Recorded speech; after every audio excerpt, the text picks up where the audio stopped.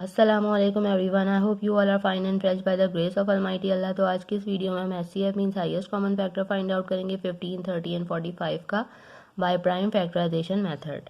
اس method میں ہمیں سب سے پہلے جتنی بھی ویلیوز ہوتی ہیں ان کے الگ الگ پرائم فیکٹرز فائنڈ آؤٹ کرنے ہوتے ہیں، اور پھر ان پرائم فیکٹرز کی ہیلپ سے ہم اس کا S C F easily find out کر سکتے ہیں۔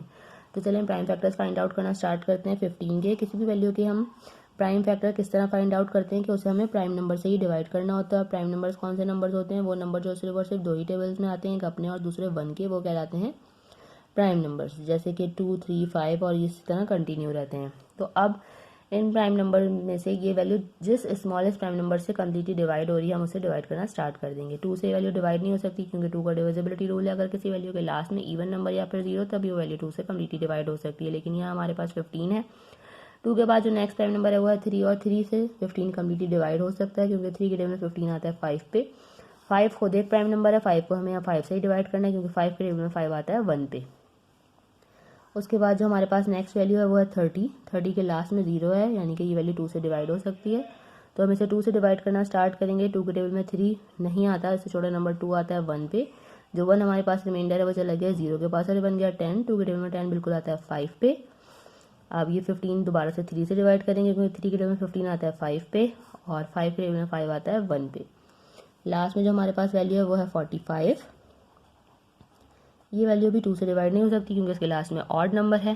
2 کے بعد جو نیکسٹ پرائم نمبر ہے وہ ہے 3، اور 3 کا ڈیویزیبلٹی رول ہے کہ ایک ویلیو میں جتنے ڈیجٹس ہوں ان کو اگر ہم پلس کریں اور پلس کرنے کے بعد ایسی ویلیو آئے جو کہ 3 کا ملٹیپل ہے، تو اس کا مطلب ہے کہ یہ ویلیو 3 سے کمپلیٹلی ڈیوائڈ ہو سکتی ہے۔ تو اسے ہم 3 سے ڈیوائڈ کریں گے۔ 3 کے ٹیبل میں 4 نہیں آتا، تو چھوٹا نمبر 3 آتا ہے 1 پہ۔ 1 ریمائنڈر ہے وہ چلا گیا 5 کے پاس، اور بن گیا 15۔ 3 کے ٹیبل میں 15 بالکل آتا ہے 5 پہ۔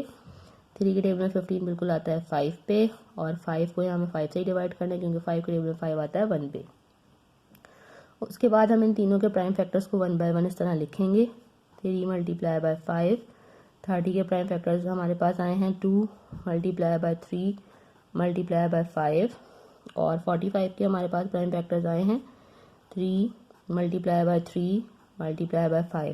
اب ہم ان کے کامن فیکٹرز نکالیں گے۔ کامن فیکٹرز ایسے فیکٹر ہوں گے جو کہ تینوں میں موجود ہوں، تبھی اس کا پیئر بنے گا۔ جیسے کہ یہ 3 ہمیں نظر آ رہا ہے تینوں میں موجود ہے، 3 کا پیئر بنا، پیئر بن کے باہر آ گیا، اسے ہم نے ایک بار لکھا۔ اس کے علاوہ یہ 5 تینوں میں موجود ہے، 5 کا پیئر بنا، پیئر بن کے باہر آ گیا، اسے بھی ہم نے ایک بار لکھا۔ اس کے علاوہ ہمیں یہاں اور کوئی ایسا پرائم فیکٹر نظر نہیں آ رہا جو کہ تینوں میں موجود ہو۔ تو جو ہمارے پاس کامن فیکٹرز آئے ہیں انہی کو ہم کر دیں گے ملٹیپلائی، تو ہمارے پاس آنسر آ جائے گا ہمارے ہائیسٹ کامن فیکٹر کا۔ 3 × 5 = 15۔ مینز ہمارا ایس سی ایف آ چکا ہے ان تینوں ویلیوز کا، 15, 30 اینڈ 45 کا، جو کہ ہے 15۔ دیکھا آپ نے کتنی جلدی سے بائی پرائم فیکٹرائزیشن میتھڈ کو فالو کرتے ہوئے ہم نے S C F find out کرنا سیکھ لیا ہے۔ آئی ہوپ کہ ویڈیو آپ کو اچھے سے سمجھ آئی ہے۔ اگر یہ ویڈیو آپ کو پسند آئی ہے تو اسے لائک اور شیئر ضرور کریں، اور میرے چینل کو بھی سبسکرائب کریں۔ انشاءاللہ بہت جلد ملتی ہوں آپ سے اپنی نیکسٹ ویڈیو میں۔ اپنا بہت خیال رکھیے گا۔ اللہ حافظ۔